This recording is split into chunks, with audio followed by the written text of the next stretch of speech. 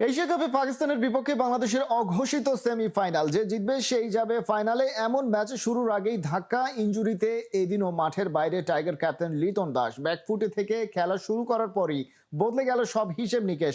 ভারতের বিপক্ষে ম্যাচে বিশ্রাম পেয়ে ফ্রেশ তাসকিন হাতে তুলে নেন বল, আঘাত হানেন প্রথম ওভারেই।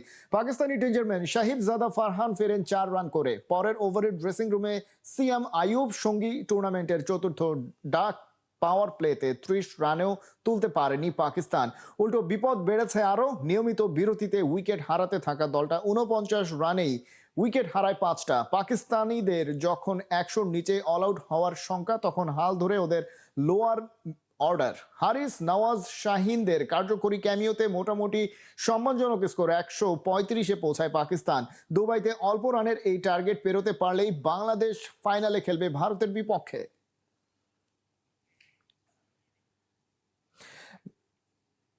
দর্শক, ম্যাচের সবশেষ অবস্থা এবং যে টার্গেট সে সম্পর্কে বিস্তারিত দুবাই থেকে আমরা জানবো। সহকর্মী সাইফুল রূপক যুক্ত হচ্ছেন আমাদের সাথে।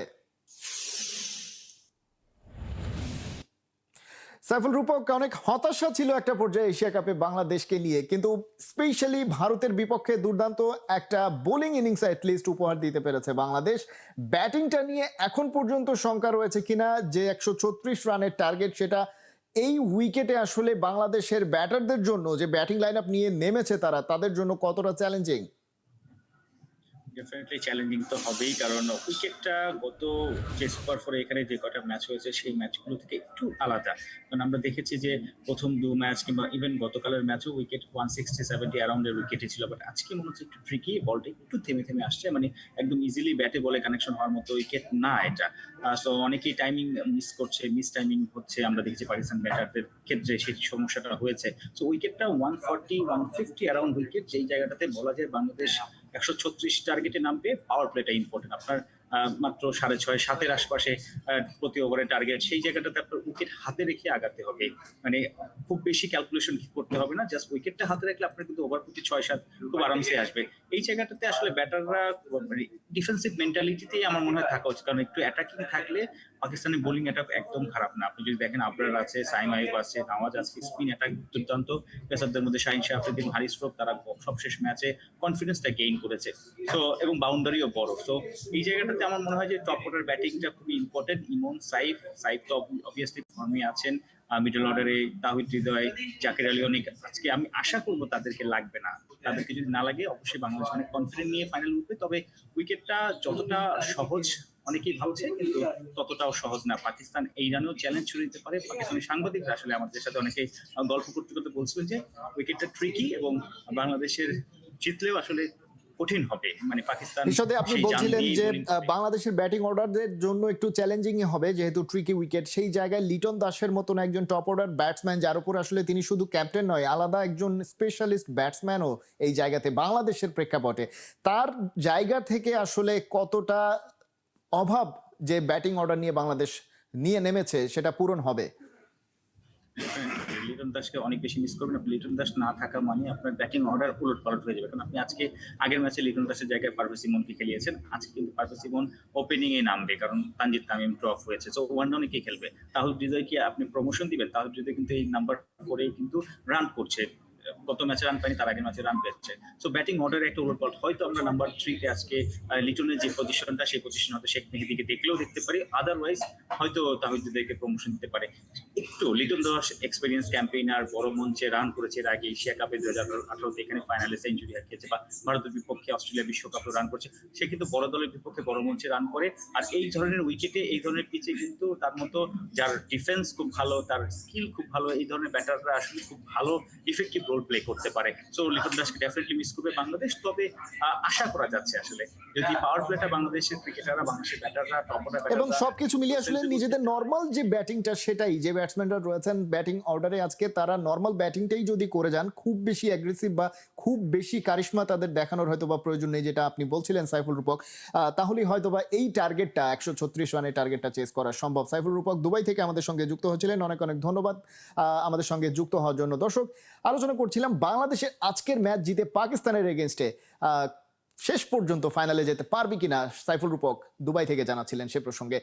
বিসিবি নির্বাচন ঘিরে আবারও নোংরামির অভিযোগ আনলেন তামিম ইকবাল, বললেন সব মিলিয়ে চাপেই আছে সাবেক কাপ্তান, নির্বাচন ঘিরে নেই স্বচ্ছতা, তাই শেষ পর্যন্ত নির্বাচন করতে দেয়া হবে কিনা সেটা নিয়েই নাকি আছে তামিমের শঙ্কা।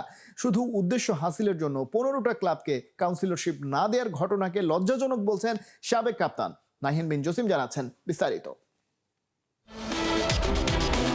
সেই লজ্জার ব্যাপারটাই ঘটেছে দেশসেরা ওপেনার সাবেক কাপ্তান তামিম ইকবালের সঙ্গে।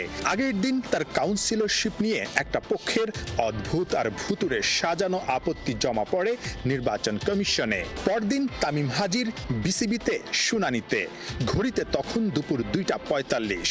প্রায় 2 ঘন্টা নির্বাচন কমিশনে নিজের ব্যাখ্যা দিয়ে বিসিবি ছাড়েন তামিম। 18 বছরের দীর্ঘ ক্যারিয়ারে ফিয়ারলেস ছিলেন ক্রিকেট মাঠে, অথচ ড্যাশিং ওপেনার রীতিমতো অসহায় বোধ করছেন নির্বাচনের মাঠে নোংরামি আর চাপে। আমি ফেয়ারলেস ভাবে তো চেষ্টা করছি, প্রেশার আমার উপরে অনেক আছে। আমি যেটা বললাম, কালকে আমার কাউন্সিলরশিপও ক্যান্সেল হয়ে যেতে পারে, কোর্টে রিটও হয়ে যেতে পারে, কোর্টে কেস হয়ে যেতে পারে। এখন কেন হবে এটা আপনারা খুব ভালো করে বুঝেন। আমাকে পার্সোনালি প্রশ্ন করতে পারেন যে আমি নির্বাচন করব কি করব না। আমার প্রশ্ন করা হলো যে আমাকে নির্বাচন করতে দিবে কি দিবে না।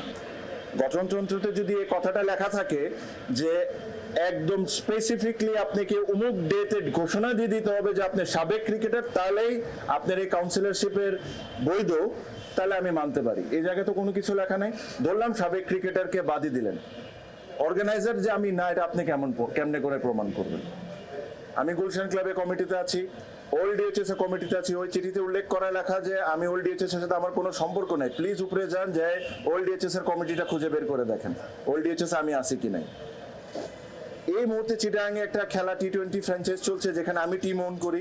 শতদল ক্লাবের সাথে আমি 4-5 বছর ধরে জড়িত। আমার এটা লজ্জা লাগতেছে যে আজকে আমার এই জায়গায় সেই জিনিসগুলো এক্সপ্লেন করতে হচ্ছে। আমরা এতটাই নিচে নেমে যাচ্ছি জাস্ট কিছু ইচ্ছা ফুলফিল করার জন্য, যে আপনারা এই পর্যায়ে নিয়ে আসতেছেন। শুধু তামিম না, এদিন শুনানিতে অংশ নিতে এসেছিলেন সাবেক প্রেসিডেন্ট ফারুক আহমেদও। নির্বাচন কমিশনে ব্যাখ্যা দিয়েছেন কেন কাউন্সিলরশিপ ফর্ম জমা দেন নির্দিষ্ট সময়ের 2.5 ঘন্টা পর।